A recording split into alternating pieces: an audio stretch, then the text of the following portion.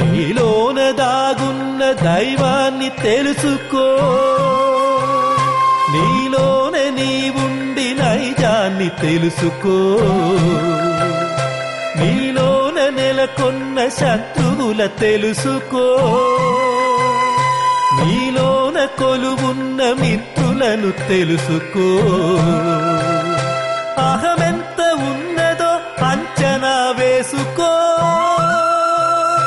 వినయమున్నదో లేదో వైమర్శ చేసుకో.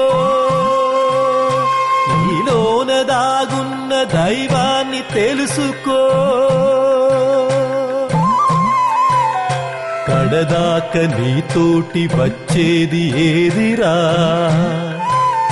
నీ ఆస్తి నీ శక్తి అది కాదు కాదురా.